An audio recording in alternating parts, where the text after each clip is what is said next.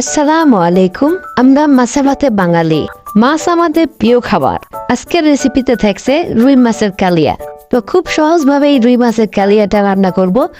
তো চলুন ভিডিওটা দেখে নিন।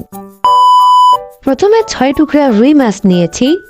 1 চামচ পরিমাণ লবণ দিয়ে দেব, 1 চামচ পরিমাণ হলুদের গুঁড়া দিয়ে দেব, 1 চামচ পরিমাণ ঝালের গুঁড়া দিয়ে দেব।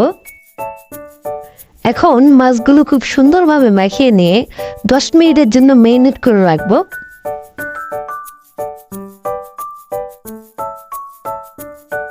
এখন মাছগুলো ভেজে নিব, সেজন্য তেল দিয়ে নিলাম।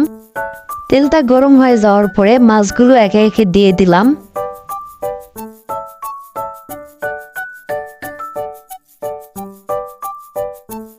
হালকা করে মাছগুলো এক পিঠটা হয়ে গেলে মাছগুলো উল্টে দেব।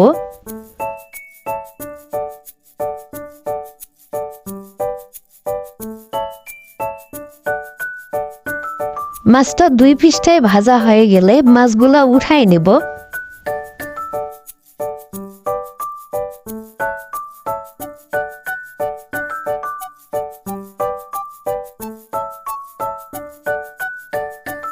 এখন ওই তেলে একটা শুকনো মরিচ দিয়ে দেব, একটা তেজপাতা দিয়ে দেব, এলাচ দিয়ে দেব, কিছু জিরা দিয়ে দেব, একটু হালকা করে নাড়াচাড়া দিয়ে নেব।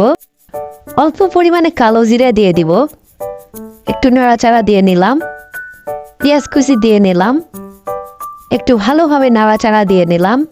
রসুন বাটা দিলাম, দিয়ে ভালোভাবে নেড়ে চেড়ে নিলাম। তারপরে টমেটো সস দিয়ে দিলাম, দিয়ে ভালোভাবে নেড়ে চেড়ে দিলাম।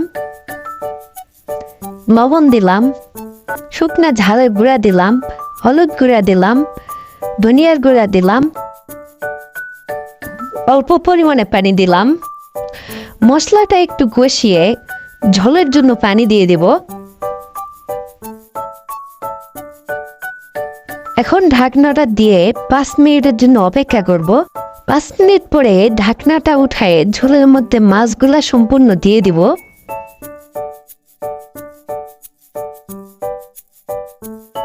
মাছগুলো সম্পূর্ণ দেওয়া হয়ে গেলে ঢাকনা দিয়ে ঢেকে দিয়ে 10 মিনিটের জন্য অপেক্ষা করব। এখন 1/2 চামচ পরিমাণ জিরার গুঁড়া দিয়ে দেব, ফ্লেভারটা যাতে ভালো আসে সেই জন্য। তো আমাদের রুই মাছের কালিয়াটা প্রায় রেডি হয়ে গেছে। তো আপনারা এই পদ্ধতিতে রুই, কাতল, মৃগেল এবং যে কোনো কাপ জাতীয় মাছ এভাবে কালিয়া করতে পারেন। তো ভিডিওটি ভালো লাগলে অবশ্যই লাইক করবেন এবং কেমন হয়েছে তা কমেন্ট করে অবশ্যই জানাবেন। আর চ্যানেলটিকে অবশ্যই সাবস্ক্রাইব করে পাশে থাকবেন। ফেসবুক পেজ থেকে যদি দেখে থাকেন তাহলে অবশ্যই পেজটিকে ফলো দিয়ে রাখবেন। আসসালামু আলাইকুম।